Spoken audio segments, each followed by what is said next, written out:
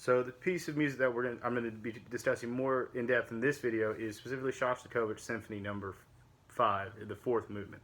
Now this symphony, as aforementioned, was the response, his next work after Lady Macbeth, and specifically after the Pravda article, which condemned him and condemned his work.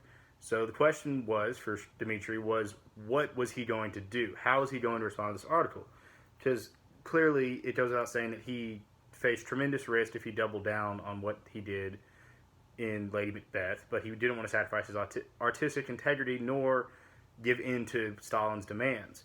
So his response was, on the surface, to do exactly what Stalin wanted, or specifically exactly what the Pravda wanted, what the state wanted, which was compose a massive, grand Russian symphony. It's full of these huge minor melodies overarching over these long phrases. It's quite quintessentially Russian. It's quite reminiscent of a concerto that I played earlier in the year, the Pakhmatova Trumpet Concerto, and it's just these huge, massive, soaring, long melodies. It could not be more Russian. And that's what Stalin wanted. He, as discussed earlier with the socialist realism, was one of the key things was he wanted it to be distinctly Russian. He did not want any Western influence on Russian music. So that was one of Stalin's biggest critiques of these other works. It was this too chaotic. It wasn't Russian. So Shostakovich provides this.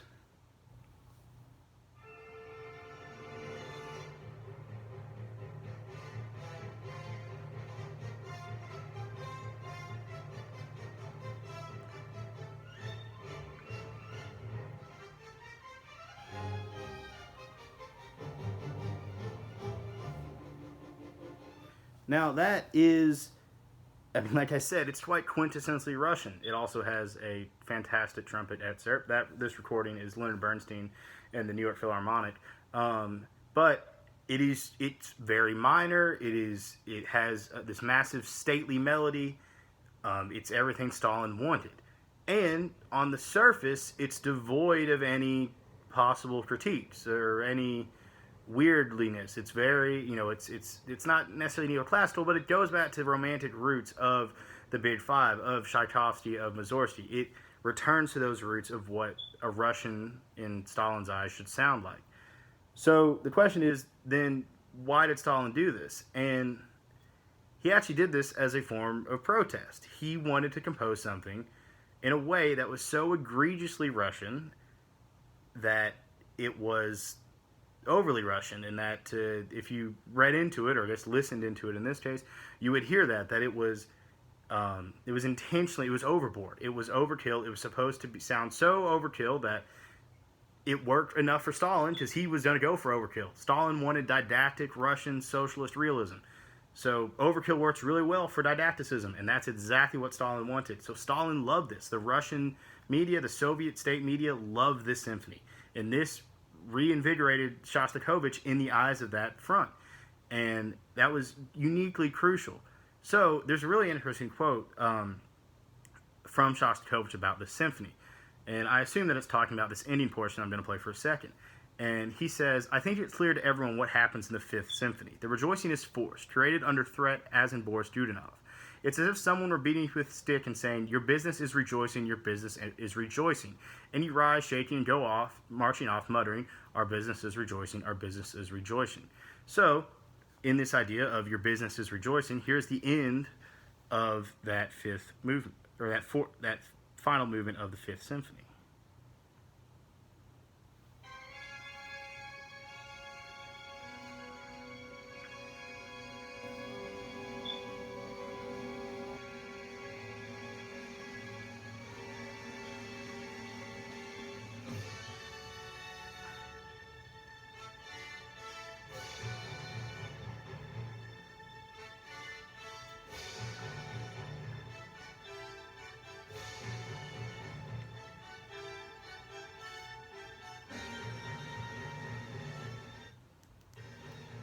So you see this way that Shostakovich approaches this. It is egregiously major. It is forced rejoicing. I think there's something interesting too about the aggressiveness with which Bernstein takes this, and that is so fast. It is so repetitive, and it's an exact major reworking of the minor melody featured earlier in the trumpets.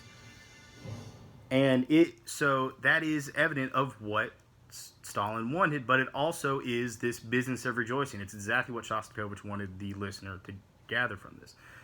Now, this reminded me of, and I'm hoping that this will help to kind of bring home this whole point about this overkill form of protest music, of an anecdote from American history, ironically, and something from probably the musical extreme polar opposite of Shostakovich's work. Bruce Springsteen's Born in the USA. And here is an excerpt of that. Now, Bruce Springsteen isn't really one of my favorite rock and roll artists, but there's a specific significance of Born in the USA and a specific historical anecdote that is weirdly extremely parallel to Shostakovich's Fifth Symphony. So Springsteen writes Born in the USA, and it is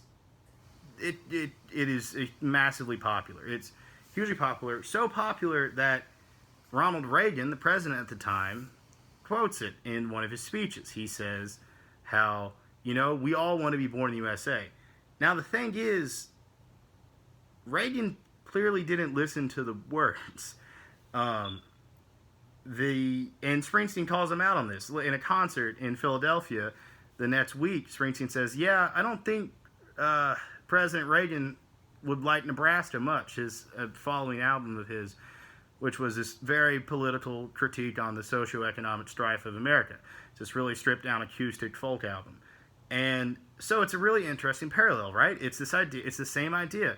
Now, of course, Springsteen was afforded a lot more liberty to be socially critiqued because Born in the USA, the lyrics are extremely critical of the American government in its treatment of veterans after the Vietnam War. However, it's the same idea. It's this song that is meant to sound extremely patriotic, and if you're not listening, you're going to think it's patriotic. This massive chorus of Born in the USA is sound patriotic. It has this, giant banging drum guitar riff, synth riff going crazy. But that's kind of the point, is it's supposed to sound so overkill that it's actually a critique of what it adds more to the critique.